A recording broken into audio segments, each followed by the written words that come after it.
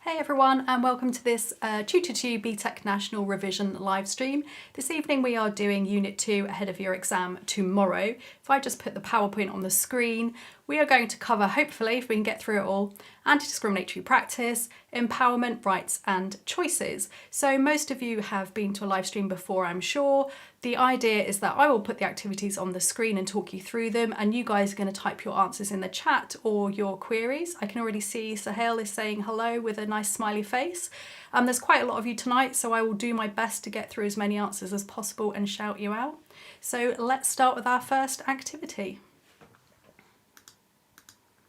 Okay, so I'm going to show you a start of a paragraph and the end of a paragraph, and I want you to work out the stepping stones in between so that we've got a chain of analysis to show a cause and effect. Hi Rose. So if I show you, it'll be easier.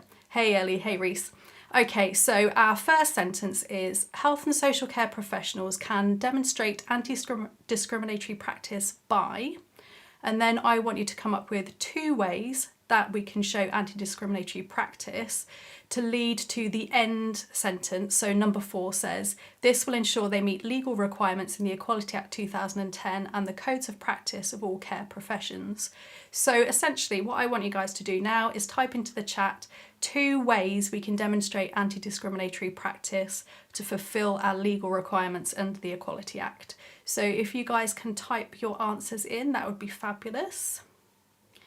Okay, I can see some coming through already. I'll just wait a bit longer.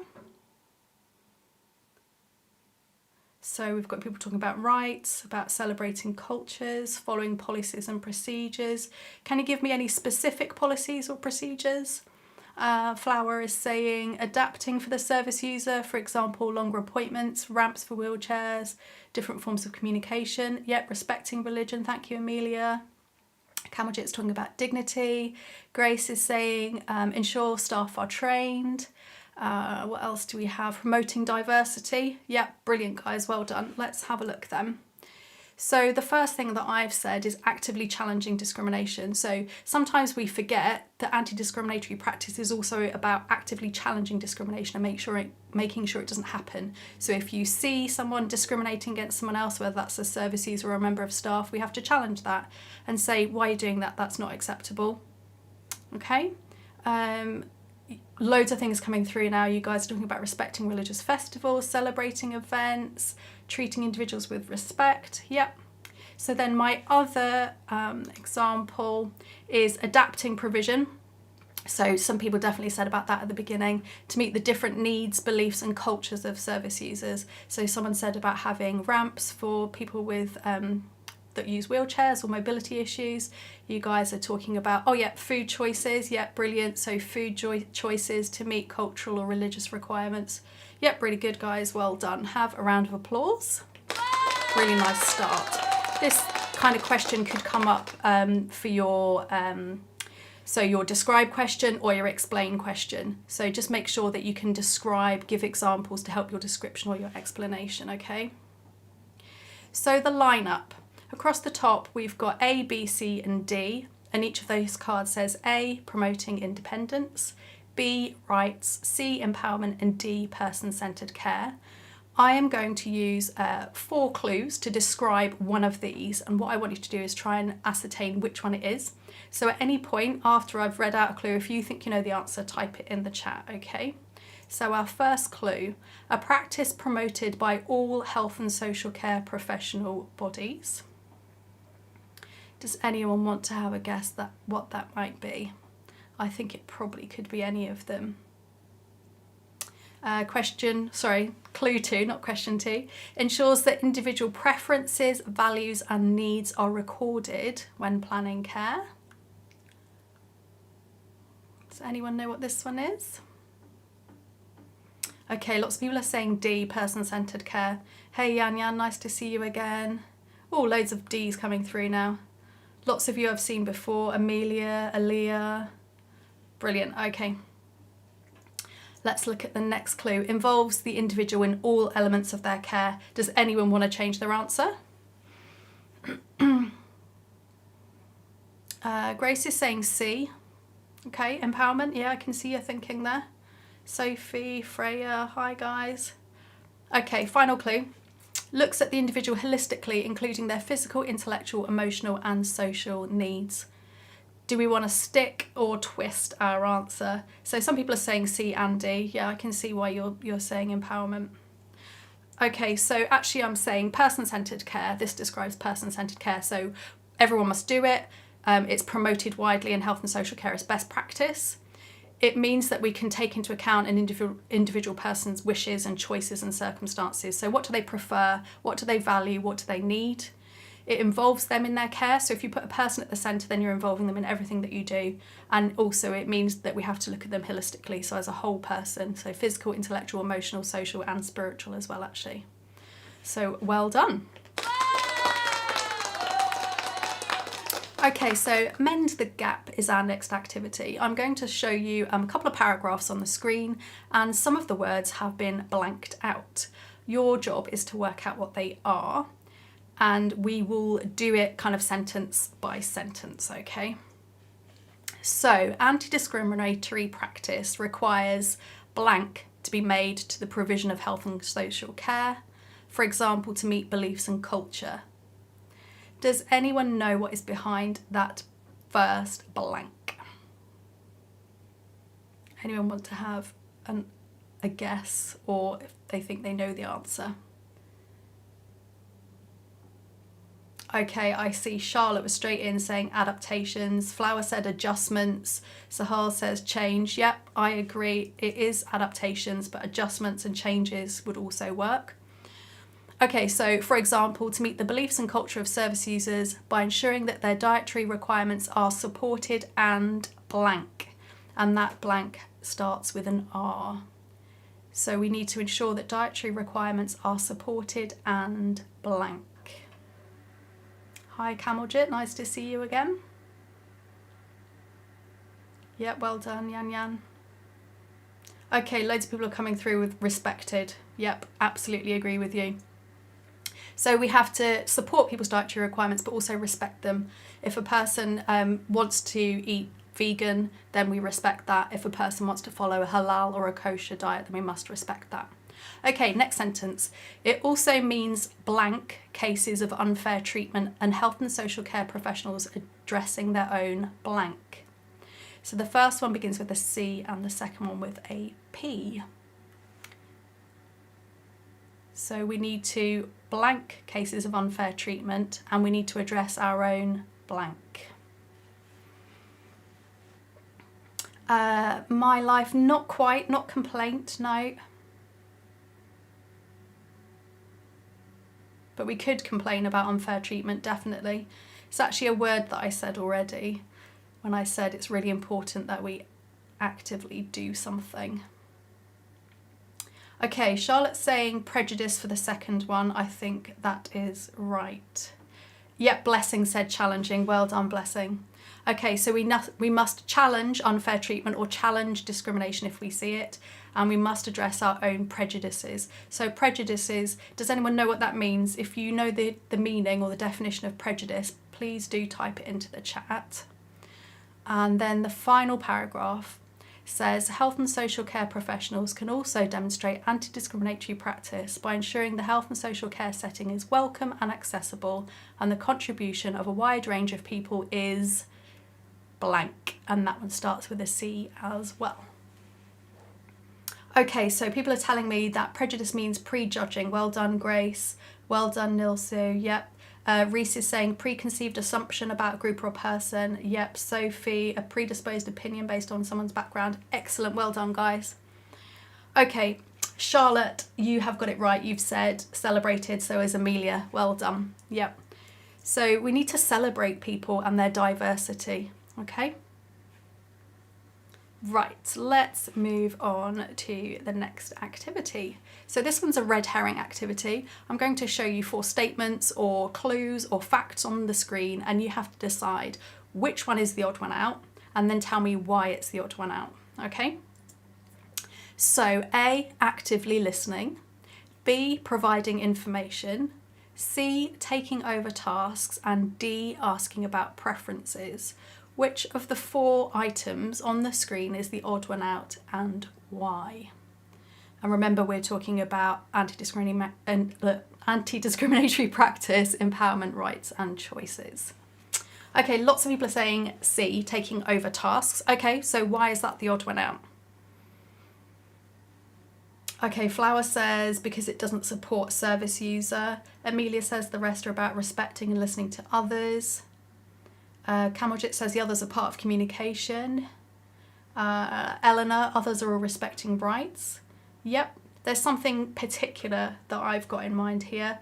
Nice, Reese says C, does not promote independence. Freya says it makes the service user less independent. Yep, doesn't involve wishes. Not promoting anti-discriminatory practice.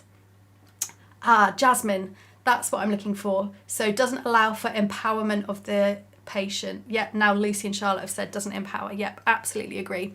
So actively listening to the service user and their family, providing them information so they can make their own choices, and asking about their preferences all empower someone. But if you take over for them, then you're not empowering them at all. It's in fact the opposite.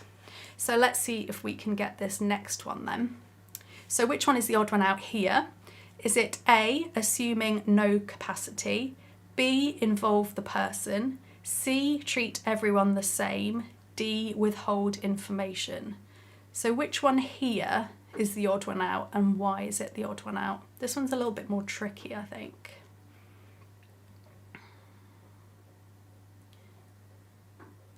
Okay, so we've got some people saying A, some people saying D, some saying B.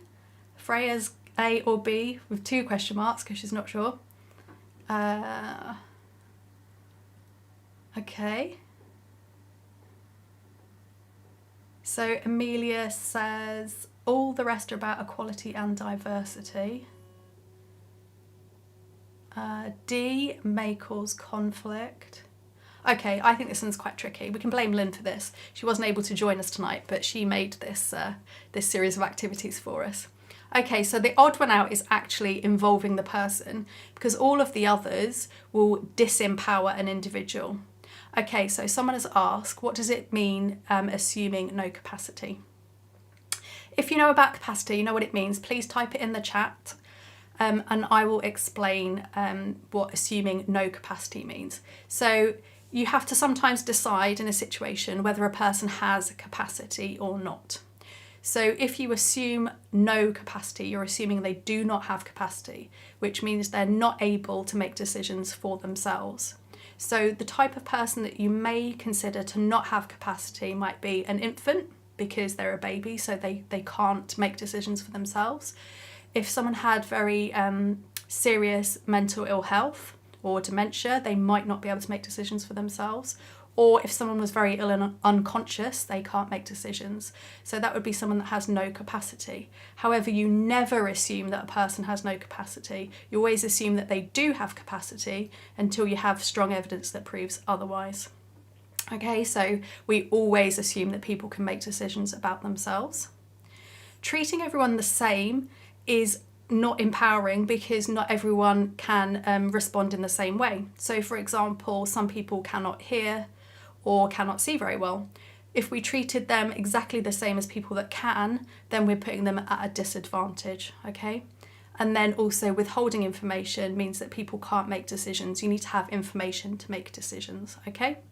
So the odd one out is involving the person, because that empowers. All those other things can disempower people, okay? I can see some people saying they're worried about the exam tomorrow. Guys, you're going to be amazing. You're going to be really, really good. Do not stress. Okay, so 60-second challenge. I'm going to, it's not job roles actually, let's move on from that, that's too confusing.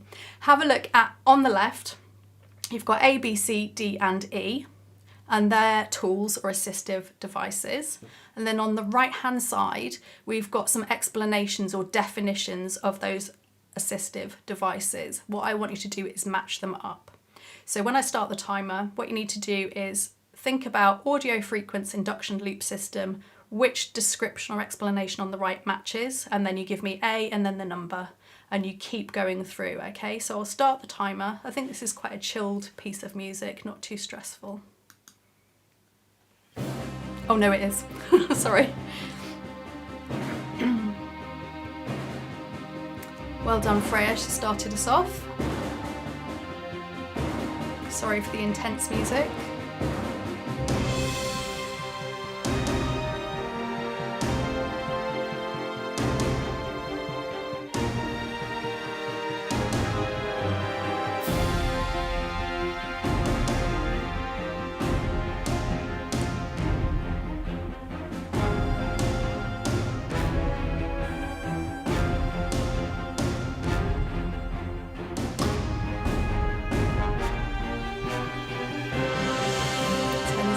Left.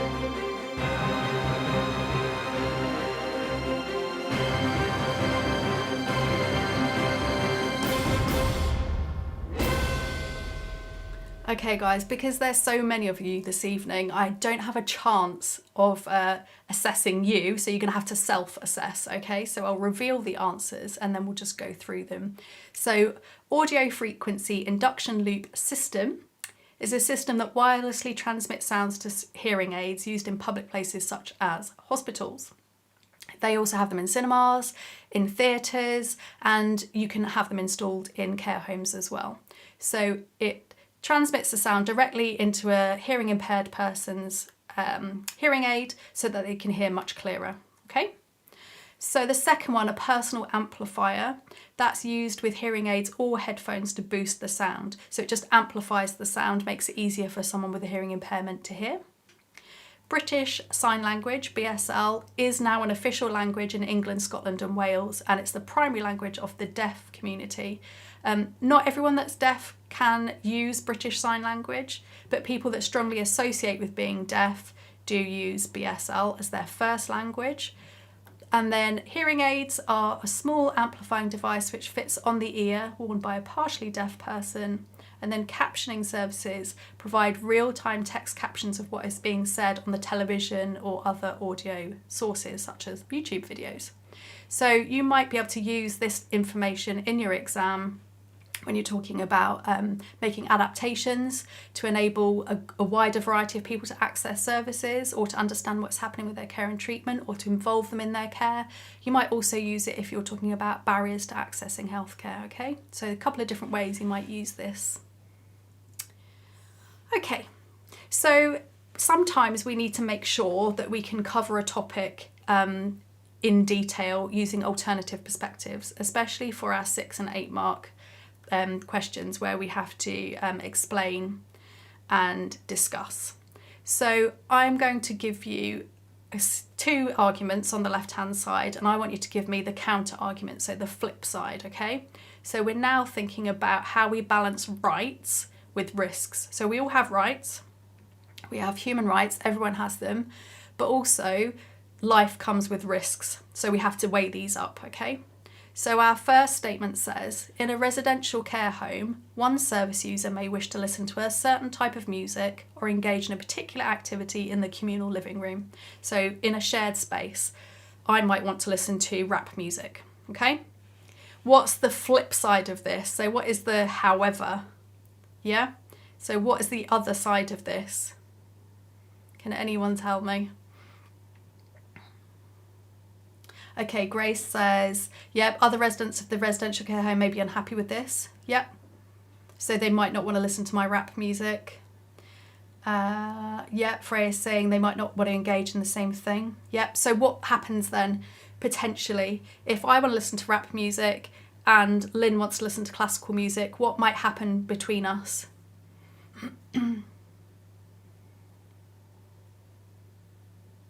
Yeah. Sephora says could cause conflict. Yeah, absolutely. Yep, causing conflict. Yep, brilliant. Well done, guys. Yeah, so conflict can arise because we have equally valid preferences, but they're in direct conflict with one another. Okay? So let's have another go at this. So a person with dementia may wish to live independently in their own home and cook for themselves. And they have a right to live independently, don't they, at home? And they have a right to cook. They might enjoy cooking. They might prefer to cook things their own way. What is the other side of that? Have a think. So Flower is asking, do you need a counter argument?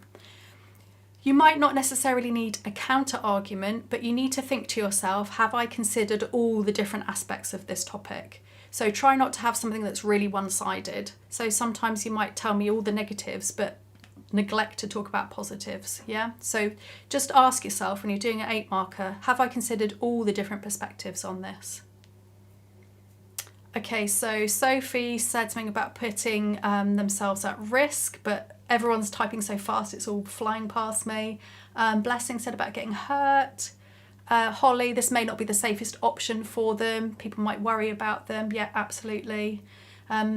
Sephora says people may struggle and hurt themselves. Could be unsafe. They could forget things. Yeah, could be risky and dangerous. Yes, Mimi, such as forgetting to turn off appliances, which could result in burning. Yeah, absolutely. Okay. So yeah.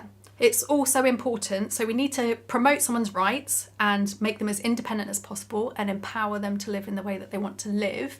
But we also have to really be mindful of their safety and we need to protect them. So often what happens is in health and social care as a service provider, so like a social worker or a nurse or a midwife or a support worker, these two things are in conflict because you know that the Equality Act and best practice says that you need to put that person at the centre of everything, empower them and make them independent, but also you have a duty to safeguard them.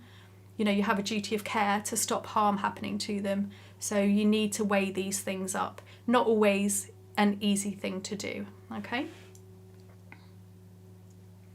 Right, let's have a look at a case study. You get lots of case studies in your exam.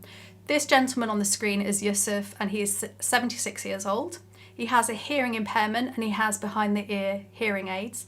Also has a problem with his eyesight, which is deteriorating rapidly, which can happen in later adulthood. Yusuf's wife recently died, so unfortunately he's now living alone.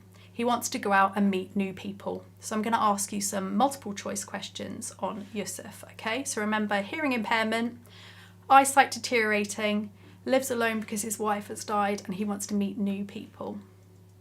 So I'm going to do bubble quiz, and you need to tell me which are the correct answers. It could be 1, 2, 3, or 4, okay? So where could Yusuf go for social interaction? So what settings are appropriate for Yusuf? A community centre, B, a day centre, C, a counsellor, or D, a support group. And remember, you've got to read those questions carefully, and it's asking about social interaction. So where can he go where he would get social interaction? Okay, we've got people saying A, B, and D. Grace is saying all of them. Grace, are you sure about social interaction with all of them? Let's reveal the answers. Okay, so those of you that said A, B, D, absolutely right. In all of those places, Yusuf could go and socially interact because there'd be multiple people there and there's the opportunity to talk and chat. The reason that counsellor is not the right answer is because you go to see a counsellor to get professional support. It's formal support and it's a professional relationship, so it's not socialising. Okay, so yes, you are speaking to that person, that is an interaction, but it's not a social interaction, it's like a professional interaction. So they are there to listen to your concerns and give you support and guidance, but they're not, you know, making friends with you and interacting with you in a social, informal way. Okay, so remember Yusuf, let's look at question 2. Can you identify 2 charities that could support Yusuf? A, UK Youth, B, RNIB, C, Age UK, D, the Prince's Trust. What do we know about charities? Sometimes you do get asked this question, so you need to have kind of like a few banked in your brain. Okay, a lot of people are saying C, which is Age UK. Some people are saying they don't know what B is. Yep, fair enough. And someone else saying, what is the Prince's Trust? Okay, so first one, UK Youth is not relevant because he is in later adulthood, he's not a youth. So youth is for, you know, like the same as youth workers really, 11 to 25, but I would say youth is kind of like 14 to 25. Thank you, Eleanor. RNIB is Royal National Institute of, it's for the blind. So yeah, that is a charity that could support Yusuf with his deterioration in his eyesight. Age UK, I think everyone knows that charity, really important charity for people in later adulthood. So definitely store that one in your brain in case it comes up tomorrow. And then the Prince's Trust is a charity that supports young people from around age of 18 to 25, particularly that have been involved in crime or in the youth justice service. Okay, so the Prince's Trust gives young people skills and work opportunities and sometimes financial support to get back into the workplace and to kind of rehabilitate and move on from maybe being involved in crime. Okay, question 3. Which legislation protects Yusuf's rights? A, Safeguarding Policy, B, Equality Act 2010, Children's Act 2014, which is C, Human Rights Act 1998. So think about how old he is and what you know about those things on the screen and which ones protect his rights. Okay, some people are saying all, which is not correct. Okay, so quite a lot of you are saying A, B and D. Freya says BD, BD, BD, BD, BD. I think, Freya, you can have a round of applause for that. Okay, so safeguarding policy is not legislation, okay? So if it said, if it named a piece of legislation that was related to safeguarding, that would be correct, but it's a policy, okay? So a legislation is a law which is set by Parliament, and it's usually called a something act. Then a policy is the way that as an organisation we decide we're going to follow that law, and then the procedures is the way that we do it. Okay, so the safeguarding policy itself is a policy, it's not legislation. The Equality Act absolutely protects his rights. We have 10 protected characteristics, don't we, under the Equality Act? If you know what they are, type them into the chat. The Children's Act does not apply because Yusuf is not a child. And then the Human Rights Act 1998 absolutely, you know, that supports his rights 100%. If you know any human rights, you could type those into the chat as well. So yeah, people are saying age is a protected characteristic. Yeah, race is a protected characteristic. Gender reassignment, pregnancy, disability. Yeah, brilliant. Anything else that we know? Religion, yeah. So the ones that could apply to Yusuf could be the fact that he's got a disability. It could be race, ethnicity, could be religion, could be about marriage as well. Okay, let's move on. So a bit more information about Yusuf now. He's going to start attending a day centre to meet new people. So he looked at our suggestions for where he could go for social interactions, and he decided, I want to go to a day centre. So staff could ensure that adaptations are made at the centre, such as, I want to know what adaptations could we make at the day centre to help Yusuf. So what I want you to do is basically sprinkle some such as seasoning. So give me some adaptations. If you could give me 2, that'd be fabulous, because that's probably the likely sort of question that you would have here, like describe 2 adaptations that could be made at the day centre. Okay, Izzy has said ramps. Do we think that Yusuf needs ramps? Okay, Sophie says hearing loop. Grace said signage with braille. We'll come back to that one. British Sign Language, yeah, we'll come back to that one as well. Food preferences, yeah. Make writing on posters bigger. Staff training on awareness, nice. Hearing loop, yep. Any more? Personal amplifier, yep, I like that. Okay, let's have a look at what I have got. Put my salt and pepper on. Yep, so such as installing a hearing loop so that Yusuf can hear the TV and other residents and be involved in all activities. Yeah. Remember, if you have this as a describe question or an explain, you need to describe it in more detail. You need to tell me how, what or why, or give an example. Remember, explaining, you always have to explain how, what or why something is done or something is important, okay? The reason I wanted to come back to Braille and British Sign Language is Yusuf might not know how to use British Sign Language, okay? It is a full language. It's quite a lengthy process to learn it, so he might not have ever learnt it. Also, his eyesight is deteriorating rapidly now in later adulthood, but he may not know how to use Braille. Braille is usually used by people that are born with a vision impairment and have almost no sight whatsoever, so they need some other way of reading, so they're taught Braille in childhood, okay? So just be really careful about what you recommend for a person. Really think about what the context is of their life and their circumstances, and think whether it actually, what you're suggesting is realistic, okay? Right, hopefully we don't have much more to go through. Okay, Age UK should have an equality and diversity policy containing procedures such as, can you give me 2 procedures that could ensure equality and diversity? Have a think and type them in. So we've got an equality and diversity policy. So that tells us what we must do. And then the procedures are how we must do it. So how are we going to do it? Okay, Flower's saying whistleblowing procedures. Okay, Hannah, what kind of anti-discriminatory practices can you think of? Can you be more specific? Work in a way that's within legislation. Okay, such as what?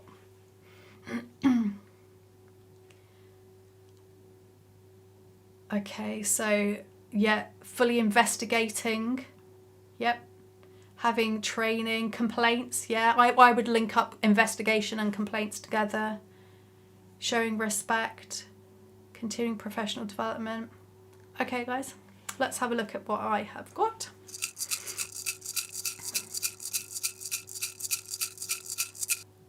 Okay, so such as how to report discrimination. So remember I said that you must actively challenge discrimination. Well, one of the things that you can do is if you experience discrimination or you see discrimination happening is that you report it. So you need to know how to report it.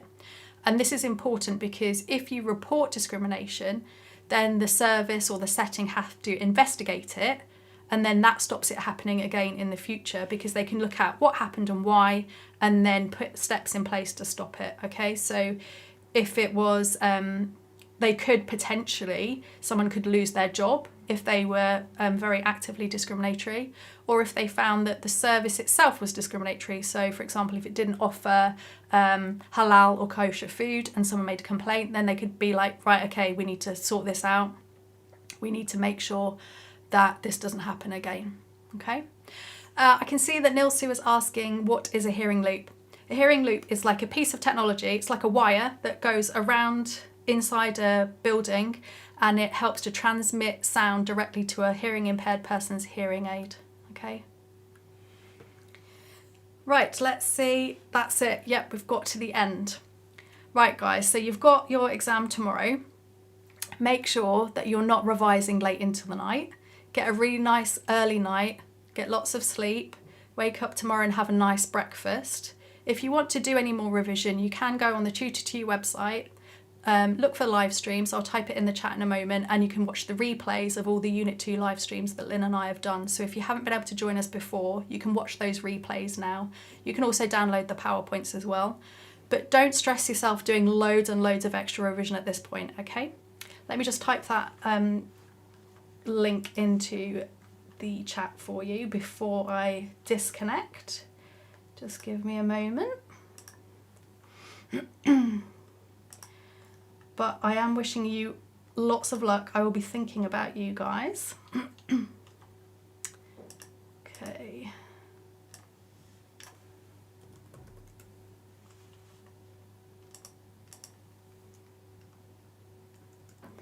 Sorry about this. I want to give you the best possible link. That's the one.